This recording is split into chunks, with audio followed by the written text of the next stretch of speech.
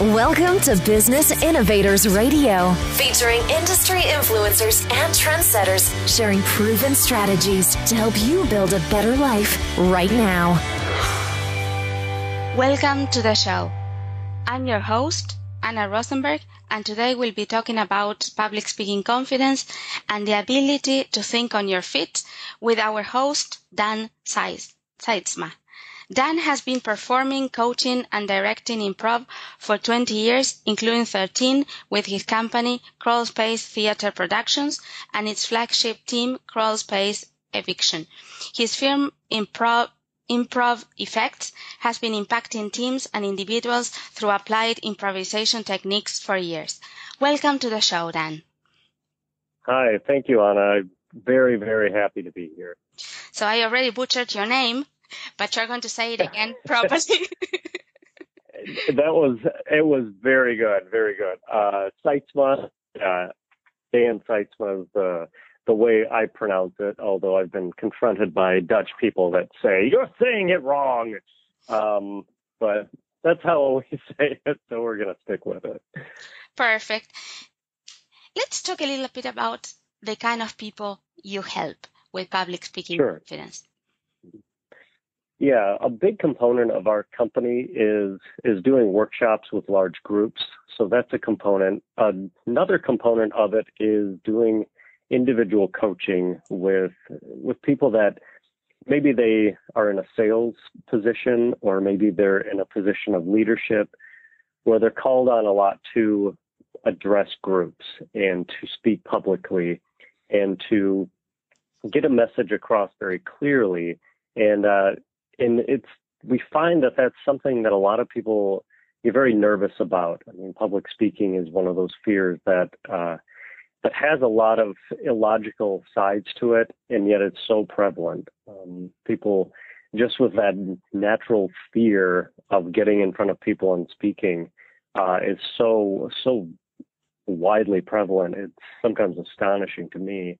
And so what we do is we give those people simple tools, and we take them through very simple exercises that are born out of improv comedy that help them recognize that their voice is valid, their perspective is important, and that what they have to share needs to be shared. And there's no reason to fear that, and there's no reason to fear the people that are being addressed.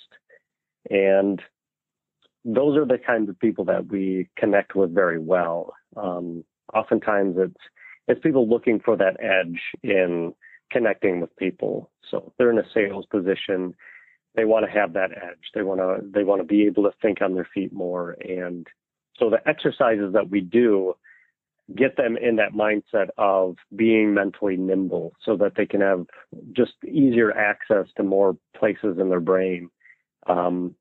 And it can respond in the moment and not follow a script and be comfortable with that. So yeah, those individuals that are very nervous in front of people, but it's important that they become more comfortable in front of a group.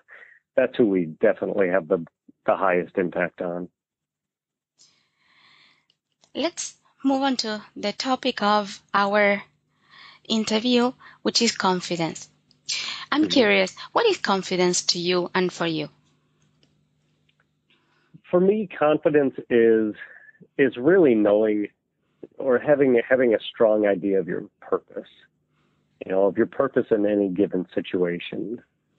So if you're an athlete, you know your purpose on the field. If you're a teacher, you have a firm grasp on your purpose in front of students, and you know why you're there, and you know it's valid. So a lot of it comes down to that purpose and what it is that who it is that you are, and why it is that you're in the situation that you're in. And that eludes a lot of people. Just that simple purpose. I know there's a lot of course, there are also components of ability that come into play, if you have the ability to do whatever it is. But I think a more important one on a day-to-day basis is that purpose aspect. And I think people lose sight of that, and suddenly they're doing something a little bit more out of memorization or just out of habit, and they lose that confidence because they lose the purpose. They lose the why. They don't know maybe why they're entering into a situation, and so when they speak or when they act, it ends up being very flat, ends up being very bland, because you just don't sense that purpose and passion behind them with what it is that they're doing. So for me, purpose is a huge, huge component. That's a beautiful distinction. And you're the first one that speaks about purpose as a component of confidence. That was beautiful. Well, thank you. What do you see as the biggest misconceptions when building public speaking confidence? I think a big misconception is that when you get in front of people, they're going to look for your errors. They're going to look for your faults. And I haven't noticed that to be true. And when I listen to people speak, when I give presentations myself, when I talk to people after programs,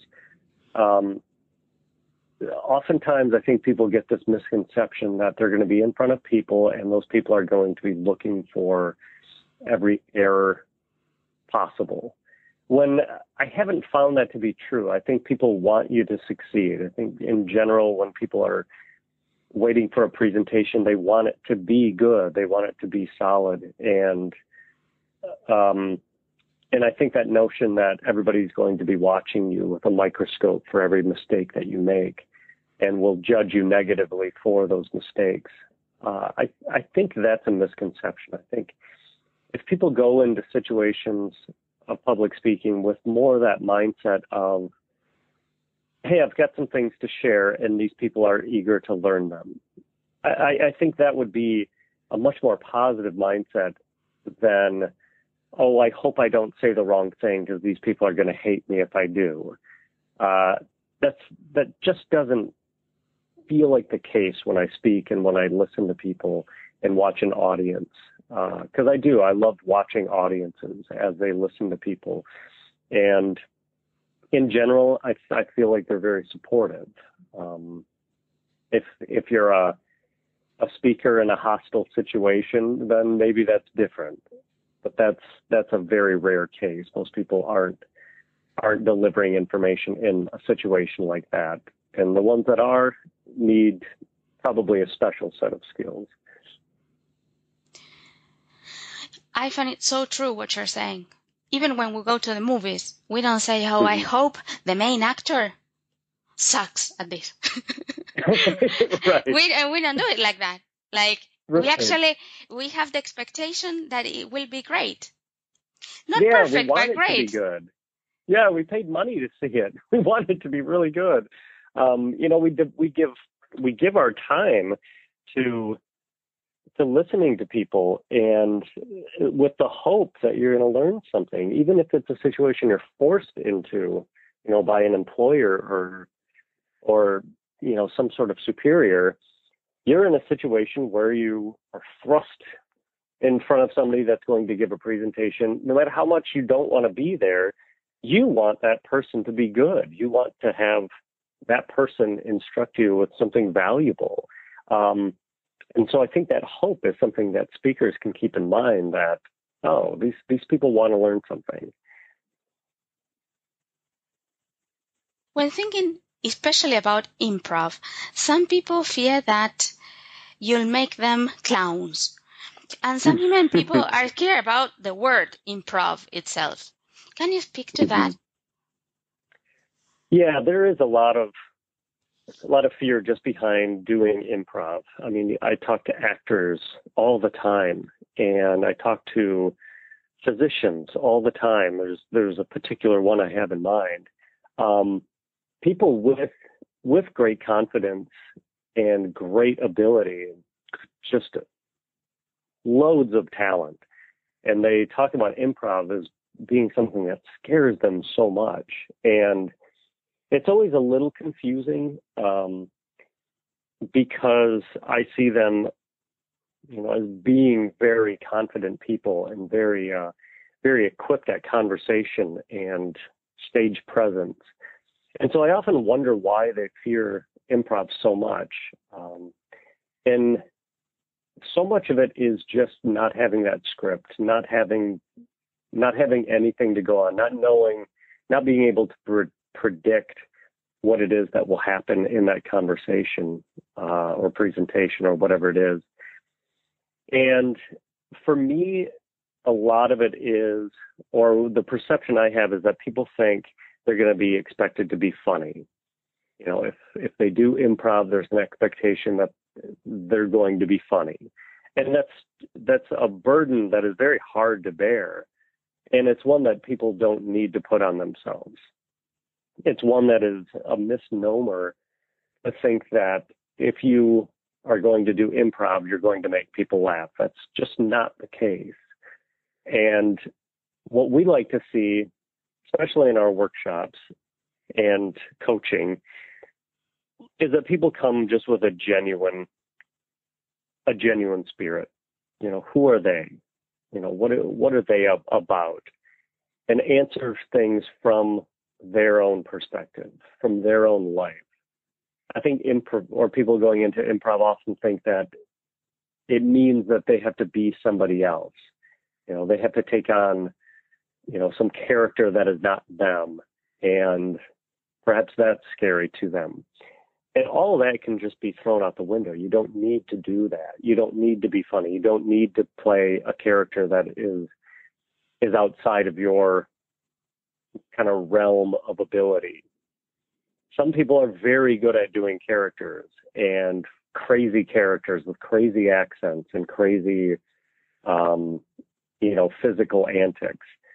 And that's what some people are very good at doing. And there's other people that are very good at just creating interesting dialogue. And there's other people that are just really good at listening and reacting. All of that is essential to doing improv. And there's no one way that is the way to do it.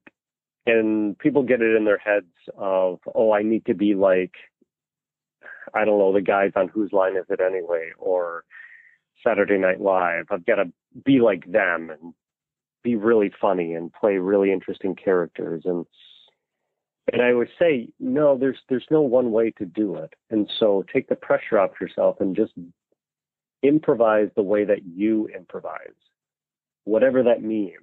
So take the pressure off and just be more genuine. Don't try to quote movies. Don't try to quote TV shows. Really pull from your own experience and you'll do great. I was listening and thinking at the same time, improv is like life. There is no script, yeah. Right? So if we can do life every day, we can certainly give it a shot, right? Yeah, you've met those people that everything they say is scripted, and they're not as fun to talk to. They're kind of annoying to talk to. People that have their talking points or have their catchphrases, and they have just sort of their agenda that they're always trying to get across. And it's hard to make a connection with those people. And then those people who, when you get in conversation with them, they take an interest in you, and they listen to you, and they slow down, and they recognize that this is a unique conversation. It probably will never happen again. So let's really dive into it, and let's listen to each other, and let's learn from each other. I mean, those are the best conversations that you have in life. Those are the best. Those are the ones that you learn the most from. And if there's a way to have more of those, it's just such a rich experience. And I feel like improv delivers on that and makes life and conversation and connections just a little bit more rich, and sometimes a lot more rich, honestly. And then when life is funny, then there is something funny to say. And if not, there's no need for pressure. Well, now I have to to tell the next joke or to be funny in some way that is forced, which at the end of the day is not funny. Right, No. Exactly. It's amazing the things that you say that are funny in a given moment, where if you try to say that, even 5 minutes later, it's not going to be funny. It's not going to be funny because it's out of the context. It's out of that moment. And it's actually destructive, because if you're chambering a joke based on something that happened 5 minutes ago and you bring it back now, you're basically sending the message of, I haven't been paying attention to you for the last 5 minutes because I've been waiting to tell this joke, which is not the message you want to send somebody that you're trying to connect with. And so that's where improv excels. We want to stay in the moment, and when a moment passes or an opportunity passes, that's fine. We're on to the next moment and going to preserve that and respect that. And there is nothing more magnetic than actually people who listen. Oh, isn't that amazing? Such a difficult skill, or it's such a lost art in so many situations where, if people would just listen and find out the best way to listen, I mean, how many problems would just disintegrate? Yeah, but not listening to to see where I can put my next line, right? But actually listening, right? Without agenda, as you were saying. Yeah, very important. How is improv relevant to communication? Improv is one of those art forms that has such a resemblance to life, as we were saying, and it's very intentional that way. The development of it was very intentional, that audiences want to see people connect on stage in an interesting way. And so for years, I would say for centuries in a way, going back to early theater and commedia dell'arte, where people would play sort of stock characters and figure out how they interacted with other types of characters. Basically, theater has been doing research on how people connect best. And improvisers have made that step of saying, how do they connect best without a script, without anything, and it's just people on a stage trying to connect with each other and create interesting situations. And so they've concocted all these principles and all these different exercises that help learn those principles for years. And that's where the relevance comes in, because when we get done with a show or get done with a scene of performance with improv, usually we don't say, oh, we didn't say enough funny stuff in it. In fact, we never say that. The things that we usually say are, people were really connecting well. Those characters were really, their relationship was so interesting, and we explored it in some really interesting ways. And so you start to see different physical qualities as well, body language, what leads to the most interesting connections between people. So we've been doing it for years, exploring these different ways that people connect well for the amusement of an audience. And it doesn't have to be exclusive to an audience, though. It can certainly and most definitely carry through to the interactions that we have in life. And so that's where the relevance comes in. And I think improvisers and theater in general has made a huge contribution to how people connect. And I think more people are starting to recognize that connection and all the great research that theater has done to guide us into how to make better connections with people. And it's just a matter of people recognizing that benefit of theater. And some folks are getting it, and some are a little slow to recognize the validity and the usefulness of it. But connection is so important, right? Because actually that's exactly what we need when we speak.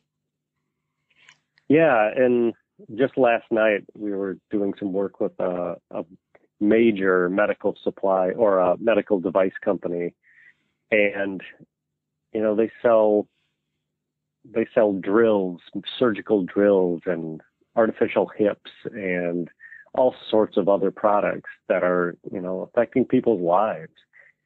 And there's a very scientific component to it. There's a very financial component to it. And even in this room full of 30 people who are going to be going out around the world to sell medical devices, they're still being instructed. You have to make connections with people. You have to build trust. You have to show people the emotion behind what you're selling, because it's affecting people's lives. It's changing people's lives. And so you need to bring that to the sale. You need to bring that to whoever it is that you're talking with about these products, that it's not the products. It's about who it affects, and it's about the connection between you and that person that you're trying to sell to. If that connection is strong, there's a much stronger likelihood that there's going to be business done. And if that connection is weak, then they probably are going to be passing on or moving on to another supplier. So there's a lot about connection that is so relevant to making sales, to being an effective leader. There's so much there.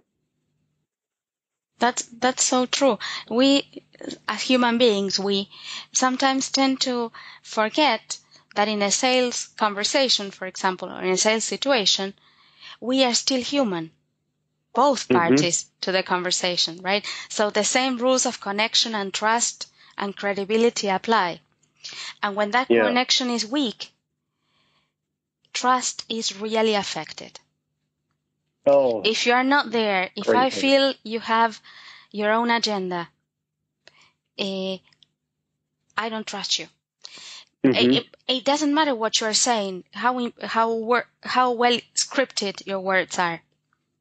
I have my internal radar up, and I'm like, there is something that I feel is wrong here, but it might be me, right? Like I don't know. No, when you can sense when somebody's trying to convince you of something, and you also know what it feels like when you're just having a conversation with somebody about, maybe the same thing.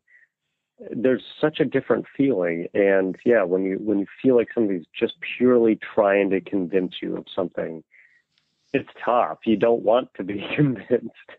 And there's ways that are effective in doing that, and there are a lot of ways that just aren't. Yeah, it feels agenda driven.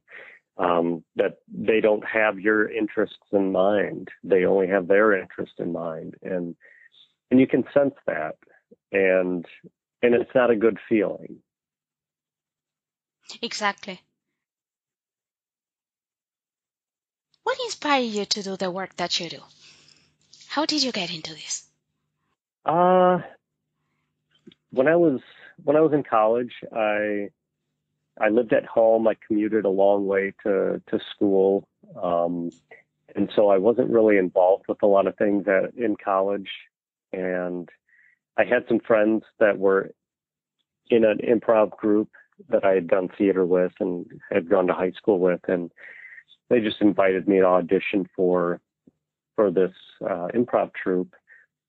And so I went, and, didn't feel like I was particularly strong, but really, really enjoyed it. I felt that, I didn't necessarily have a great audition, but it was something that got me charged up and really got me, inspired me just to be in front of people and reacting to my teammates to create scenes and create theater. There's something just so infectious about it. And so that was about 20 years ago. And so through the years, I've worked with some incredible people to create improv theater. And those people have, become some of my dearest friends, and I've produced work with them that when I look back at it, I think, I don't know how I could have been a part of something so, so good. And it's because of these amazing people that I've worked with. And that's a big component of improv too, is it's only successful with the people that are around you. And I think that's what gave me so much passion for it, and why I'm just so inspired to take this message out to other people, because I've just seen the effect of it. I've seen the effect of, what happens when people connect together with, no pre-planning, just a set of skills that everybody is on the same page with, and just exercising those and committing to those principles and creating something out of nothing. Because as you said, that's what life is. I mean, it's a rare exception, that, somebody is given success, from their family, or given success from some means that they didn't really achieve on their own. Those are rare situations. I think most people make their own success and, create their own opportunities. And improvisation is so much of a microcosm of what life is, that you don't know what's coming to you. You don't know what the situations are going to be that life's going to bring you. And having a set of skills that teach you, you're going to be okay. You're going to be all right, because you're not alone. It's not just you out there. It's a group of people that want you to succeed. And the more that you invest in their success, the more they're going to invest in your success. And so it suddenly represents some of the best parts of life, honestly. And so I can't think of anything I'd rather do with my life. That's beautiful. When we look back and we have the feeling of there is nothing else I would rather be doing with my life, in my books, that's success, right? Yeah, I've received so many blessings in my life. I can't even begin to name them. But I'll start. My wife is an improviser as well. She's on the team that I lead, and she's amazing. And she is the head of our training program now, that we have in the town that we live in. I have two beautiful kids. There's just so much in my life that is so good, and so to be able to do workshops and do work that I strongly feel benefits individuals with how they connect with other people, it's a joy, it's a thrill. Can you share with us a lesson about confidence that you learned early on and that you still feel has an impact on you today? Yeah.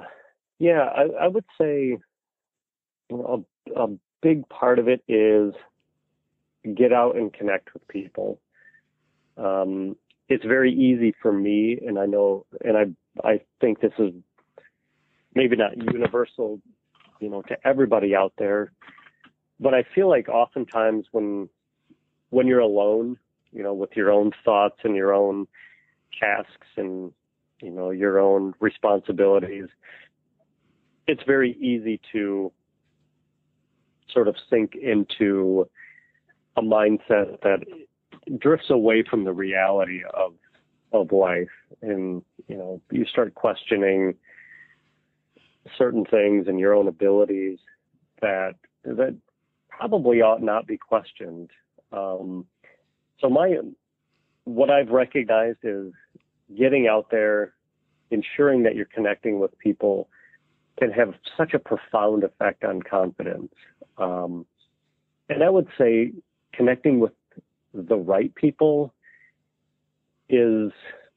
makes it even more powerful. Is connecting with those people who are honest with you. You don't necessarily want to just be enabled and have somebody just reflect back what it is that you're saying to them. But you do want to have those people that are positive, that do have a more positive outlook on life and a positive outlook on what what it is that you do and who you are. I think that is a huge component to confidence, is just having the right people around you. And another thing that I learned as it relates to public speaking confidence, and this is something that, I've discovered, I wouldn't say recently, but over the last couple of years, is in those moments when you are getting ready to speak in front of a group of people, however scripted it is, make sure that you're working the room beforehand and really connecting with the people that are going to be in the audience. And I find that has a real profound effect on the confidence I have when I get in front of the larger group. If I've been having smaller conversations with people in that audience before the presentation, when I go up on stage to address the group, I'm just continuing those smaller conversations. I'm just continuing those. So there's the feel of conversation in it. It's just you're not getting the response back, but it's still a conversation. And so treating it as such makes a big difference. So that's a lesson that I learned a while back, and it's been incredibly beneficial. I think that's something that anybody listening can take away from this, is work the room before you have to give a presentation. And I think you'll see a major difference. That's a great tip. Thank you for that. Yes, absolutely. We are going to ask you for another tip. What's your number one? This is a difficult question. What's your number one tip to recover from mistakes, right? And not feel, oh my God, the work has ended here. Yeah, I always recommend humor of some sort. It's those moments are challenging. I was introducing a scene a couple weeks ago or last week, and it was for a fundraiser for a nonprofit organization in our town, and I mistakenly mentioned a different nonprofit that was not really a competitor, but in that situation, you want all of the focus to be on that organization. You don't want to bring in other organizations because it just dilutes the message. And for some reason, because they're both camps, I said the wrong camp.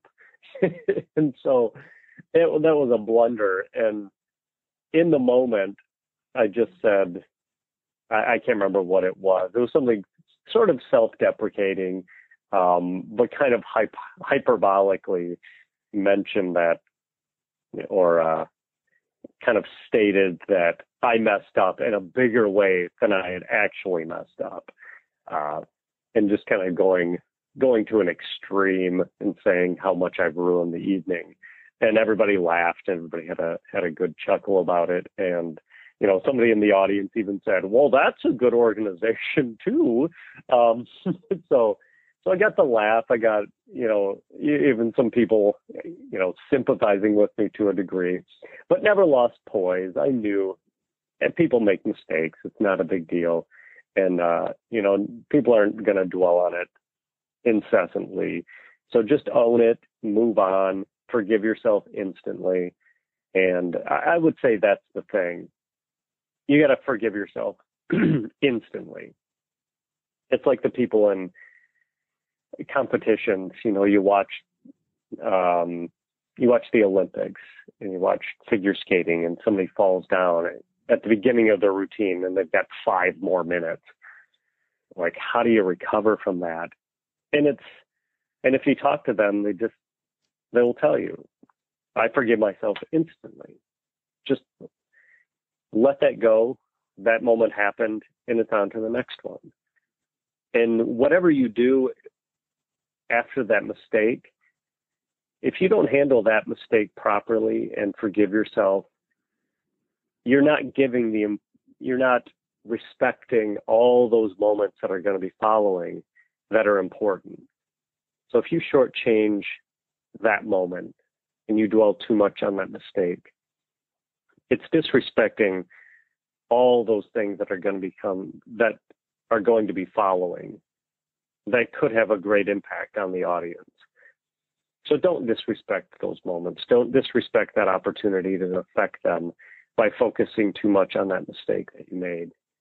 Forgive yourself, recognize that you're up there for a reason, and move on. This idea of forgiving instantly is great because it's also in our control. Mm-hmm. We are choosing not to, if we choose not to, right? Yeah. I quote a Jackson Pollock line often, that somebody asked him if he uses the mistakes that he makes when he's painting. And he says, I don't use the mistakes. I deny the mistakes. And I don't know if I would go that far to 100% deny that you make a mistake. But at a certain time, it almost becomes irrelevant to name it as a mistake or not. I think some things, if you hurt somebody and need to seek forgiveness from them, you need to own a mistake. But if it's in a public speaking setting or, an improvised scene or just conversation, a mistake can be beautiful. A mistake can be such a gift. And on an improv stage, it can be it can be what the show is about. If a mistake is made and suddenly it's just celebrated and explored and made into something that is fun, then a mistake is not a mistake. I mean, it's just part of the fabric of the whole design. And I think that's something to really own in those situations, is almost just knowing there's going to be a mistake made. And that's what's going to make it unique. That's what's going to possibly open up something really interesting and different. So yeah, I think mistakes can be just so beautiful, that it's not something to fear. It can be something to embrace. Something that you said I found absolutely beautiful. Like, a mistake is to be expected, right? Somehow you're going to make a mistake, right? The thing is, the difference we feel when it's not different, that in a conversation, like, it doesn't matter, right? But now, because we are on this radio show, now it matters if I make a mistake and mispronounce your name, right? Like, suddenly. It's fun. I mean, I don't think I would have, shared the story of, how, somebody told me I was saying it wrong. I think it's a fun story, and, probably wouldn't have shared it if you had, just said the name perfectly, and we would have moved on. Yeah, it wasn't a mistake. It was completely of benefit to the whole process, I think. What would you like to leave us with when it comes to thinking on your feet? I think what thinking on your feet is not thinking. It's a really funny contradiction, that thinking on your feet really requires you to stop thinking a little bit. And I'm not a neurologist, so I don't know all the components of how the brain works. But there's so many different gears and so many different levels to how your brain engages. And a lot of times in improv, we get into, or we use the phrase, I was in my head, or don't get in your head too much. And what that means is you're thinking so much that you're not listening. That's really what it breaks down to, is there's always that shift back and forth of listening and processing. You're letting information in, you're processing it, which is the thinking component. And thinking on your feet really, really has to have a major, major component of listening. So if you receive data, either you see, hear, smell, taste, whatever, and you simply engage in processing that information and only are thinking about it and not listening for more information, that's when people get caught. That's when you get that feeling of, oh, I don't know how to respond well, or I don't feel like I'm responding appropriately in the situation. Generally, it's because you're not listening.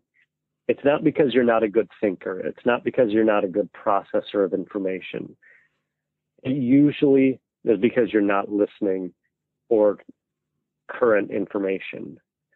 And so I would strongly encourage those that want to think on their feet better, is they need to listen better.